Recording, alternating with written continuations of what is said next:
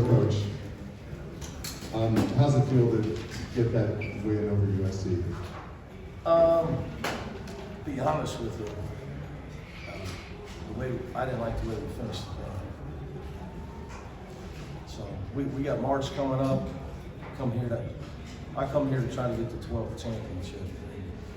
We had some egregious errors down the stretch where we went after some rebounds for no reason instead of getting back on defense. We don't believe in giving ambulance. Like, that is a cardinal sin of our team. If you can't foul him enough to stop the layup, you got to let it go. We had 2 of those. We went after a rebound for no reason. Johnny had no chance to get it. They run down and hit a 3. And that's how we lost this game last year. I know you guys weren't here. But that's what happened. We blew the same lead. But I don't think about that stuff, Trace, as much as you guys do. I just don't. I really don't. To be honest with you. I mean, I know I kid around and stuff. I really have tried to train myself as I've gotten older, stay focused on coaching, what we're trying to accomplish to get better. Because I can tell you, I just told them, I mean, it's great, but there's no banners there. Jaime Hawkins, again, having a big game coming off his career high, doing it against a guy mostly who's, let's say, 4 inches taller than he is, maybe? Yeah. I mean, talk a little bit about his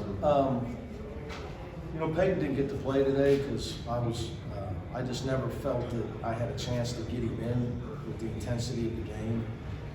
But all he's got to do is look at Jaime. Jaime, as a freshman, he missed all those.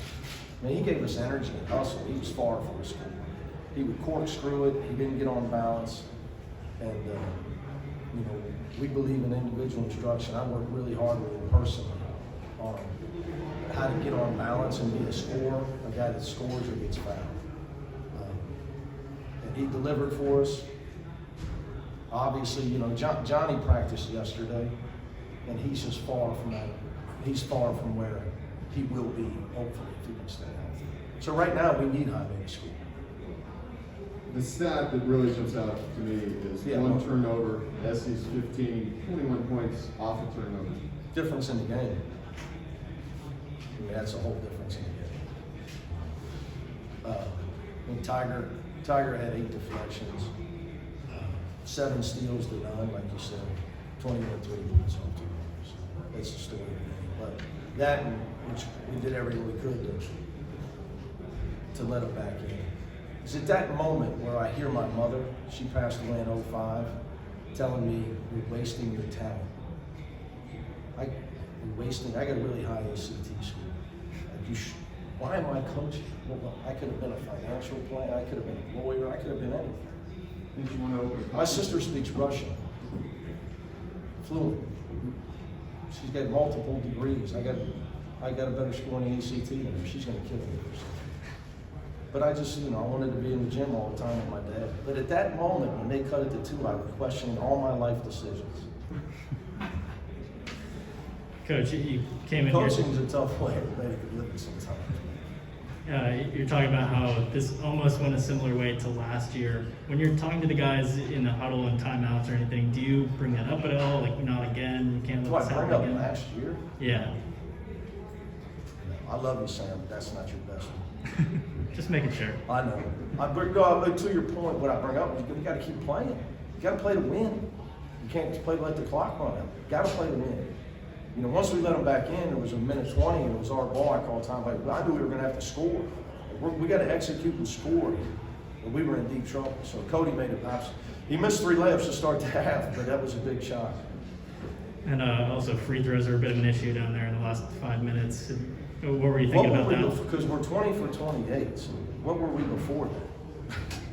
You're good before that, and then it must have been 90% before that. Yeah. So I think Bill's calling for the money. Sorry, Mick, I walked in late. Sorry. I missed the first comment, but you're only very happy. Well, are you guys ready for? Are you ready for? I'm tired. It's late. I'm hungry. No, I just we didn't finish the game. I wanted us to finish the game. I mean, when you have a game, Bill, when you have 15 assists to 1 turnover, and you know, you have a performance like I made a mistake. We should have won by double figures. But is this team ready for the NCAA tournament? If we could get Johnny, and if we can keep everybody healthy, we need Johnny to get some practices. He's only practiced one time in the last week, so his rhythm was terribly off. Like, we could have pushed him. I just don't believe in it. I've done it all year with our guys.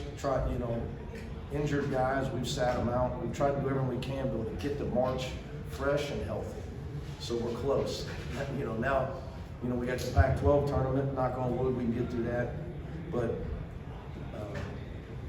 we need some games up there where we can have the right rotation. But we're close. If we'd won this game double figures and closed them out, I'd have said, yeah. We just made some plays down the stretch that just really had me questioning my decision to get into coaching. Well, now that you're ready, you're just in a bad mood. What's that? I'm right. You guys are ready for the tournament. You're just in a bad mood. Probably. Are you seeing anything in this team that you saw last year during the tournament? Yeah, I think we're a better defensive team going into the tournament. I know the numbers would tell you, Tracy knows. I mean, we're a much better defense. Now, we got better. We became a good defensive team last year when that tournament started. But right now, we've been a much better. But I will say this, you know, as Coach Wooden said, the past doesn't predict the future. He would write those guys letters every year about just because we won the championship, the past is the past. So the work we put in will determine what we do in the future.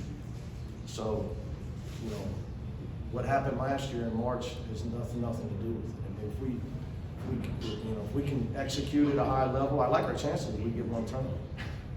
And that's almost unheard of. What do you got, man? Coach. Oh, go ahead. Who's got it? Right. Hey, Coach. What do you think of the atmosphere tonight, and how key was that in helping you guys down the stretch when they were making that right? It's great to have fans. You know, I know the guys love it. I wish it was louder if you want me to get an honest answer. I think we're great to have everybody here, but I think we're just too nice.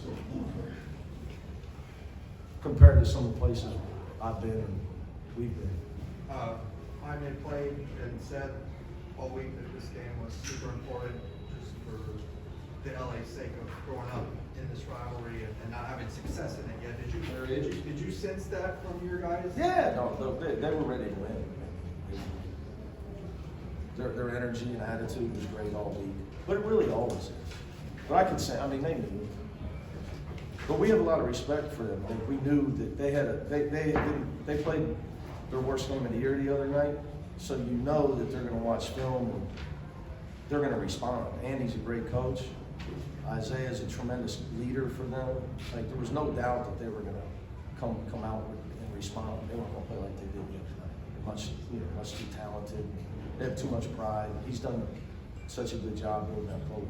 I mean, we knew what was going to happen. Coach, can you talk about Jules tonight? Maybe he started a little slow, but apart from Jaime, he seemed to really spray. Yeah, Jules was great. He made shots. He's going through a rough stretch. Really rough stretch where he shot like 30%, 18% from 3 to 30 overall. So it was nice to get him going. We need to keep him going. But he was really locked in. I was happy for him. Obviously, his last game with Pauley Pavilion, so extremely happy. Coach, you were talking about Johnny's injury and coming into this a little banged up. What was the communication with him like come day of? Like, was he pushing to play 35, or were you guys kind of on the same page and kind of take it easy with him? You're killing me tonight. If you think I care how much a player tells me, how many minutes a player wants to play. I'm just asking if he's asking. Yeah, that's great. Not that you took the advice, just if he was asking. Yeah, no, you're either healthy or you're not. He said he was healthy. I knew he was going to be rusty. I didn't expect him to have a big night. I knew these two guys were going to have to be scoring, and Tiger, which Tiger didn't have his best offensive night, but I knew it was going to have to come from there. The second half run, when you went up by double digits, it seems like Miles Johnson had a couple of steals, that block. 9 deflections on the game, How 2 much, blocks. how much did that contribute to that? Oh, definitely. And I thought, Jalen didn't get much done offensively tonight, but it's just his energy defensively was in there. those two guys, you know, they're not our best offensive lineup, but they're our best defensive, for sure. All right, thank you, All right, Coach. guys.